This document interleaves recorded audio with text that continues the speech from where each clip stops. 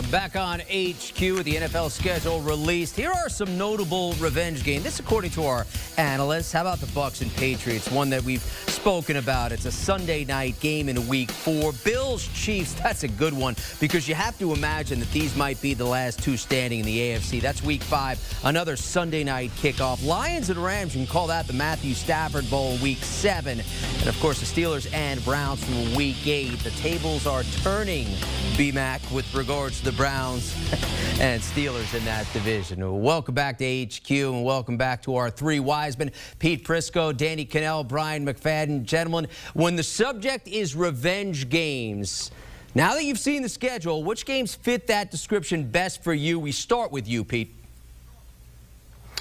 Well, I'm going to go to that Bills-Chiefs game, and here's why. I think the Bills were awful when they lost to them in the playoffs. I mean, they were just dreadful that day. Josh Allen looked lost. Didn't look like the same guy who was in the MVP conversation. But more than that, they couldn't pressure the quarterback, which is why they used their first 2 draft picks this year on defensive ends in an attempt to try and pressure the quarterback. To beat the Chiefs, you have to knock Patrick Mahomes down. Everybody saw it in the Super Bowl. If you hit him and prevent him from hitting the big plays, you're going to beat him. So I think the Buffalo pass rush needs to be better. I think it will be better. And Josh Allen can't play the way he did the last time. So I think revenge, at least somewhat, because it's a regular season game, could be in play here for the Bills. These are great games, all of them, and I love seeing players getting to play against their old teams.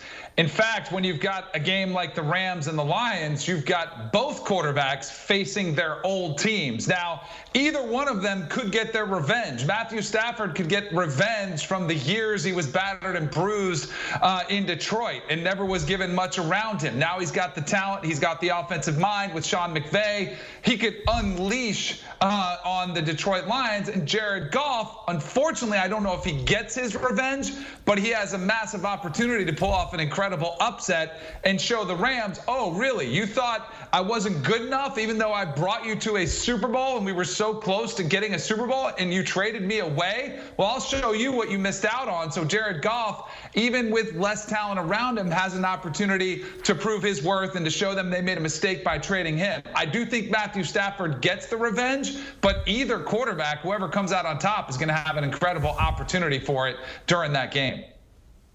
There's only one official revenge game in the National Football League. That will happen week 4. The Buccaneers traveling to Foxborough. Tom Brady, Bill Belichick, standing on opposite sides of the football field. One would say Tom Brady got revenge last year. First year playing without Bill Belichick, he won a championship. Yes, that's true. That's accurate. But they did not play against each other last year. They're playing against each other this upcoming season in New England. Tom Brady wanted to continue to play in New England. Bill Belichick was like, no, I'm gonna let you walk. Tom Brady walked right to a boat in Tampa and threw the Lombardi across water after winning the championship against the Kansas City Chiefs. So he won the first round, but you better believe he wants to win round 2. So that's going to be a highly anticipated matchup. I guess the biggest question I have, will they talk to each other before the ball game? Will they dap each other up? Will they give each other a hug? Will they talk at the end of the ball game? I can't wait to see the interaction or the lack thereof leading into the ball game and of course after the ball game. So that's the revenge game I can't wait to see. Yeah, that's a good one. That's a good one. There's revenge, and then there's rivalry. And Danny, I heard you and Pete going at it before we went on the air with regards to that subject. Rivalry matchups you're most looking forward to. Now that we know the dates, which jump out at you? And Danny, let's start with you. So I'm going to go not as a revenge game, but as a rivalry game. The most anticipated regular season NFL game of all time is the game that B-Mac is just talking about. You've got the greatest coach of all time in Bill Belichick.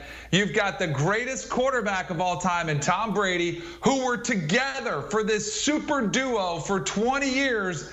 And then they had an ugly divorce, and it was not pretty, and they don't like each other. And then you have a debate of, well, who meant more to the dynasty of the Patriots? Was it Belichick, the coach, or Brady, the quarterback? And trust me, they both care about it. And BMAC is right. We didn't get to see this matchup last year, but we get to see it this year. This is the game everyone will circle and say, what happens? For all the reasons BMAC said, do they shake hands? Can you imagine the press conferences before the game leading up to it? Belichick, like, just talk about the game. Like, what? He's not going to want to talk at all about it. And then Brady's been unleashed. He's a free man now, so he's going to have some social media game coming into that game. And I guarantee you has something dialed up if they win the game. And don't forget who else is going back to Foxborough? Gronk, who would love to get some revenge too. And Belichick, who had a very uncharacteristic offseason, just spending left and right. Why do you think he did that? It was to one-up Tom Brady. He wants to show that he's the GOAT. This is the best game of the year. It's the best rivalry going. This game, I cannot wait to see it unfold. Danny, how are you moving your hands if you got handcuffs on since you're a prisoner of the moment? I mean, my gosh, Danny. It's not till week 4. It's like 140 days away. I'm not prisoner of the moment. Wait, the biggest buildup for a regular season game ever? Did you just say that? Tell me a better one. Tell me a better one. For a regular season game. In 2007, the Patriots and the Colts were both undefeated. They called it Super Bowl 41.5, and the Patriots won 24-20. In 2015, I'm just going off the top of my head in recent years. How many times have we seen Brady and Manning? Like 50. Was that 51 or 52? How many times we saw that matchup? The Packers and Aaron Rodgers were undefeated, went to play Peyton Manning and the Broncos. The Broncos held Aaron Rodgers to 77 yards passing and won the game. I can go back in time. I can go back to the Dolphins and Dan Marino upsetting the undefeated Bears. Any of the 49ers, Cowboys big game, mega games in the regular season. Danny, you're way off base because we don't know how good the Patriots are going to be. If they were undefeated or coming off a deep playoff run, I could say, okay, maybe. But give me a break. Danny, that one, you got 4 pinged games on that on in. Twitter. They're not going to be that bad. You deserve crazy. to get all those matchups you gave, we like see those every single year. This is a once in a lifetime matchup between the greatest coach of all time and the greatest quarterback of all time. It'll never happen again. The first meeting.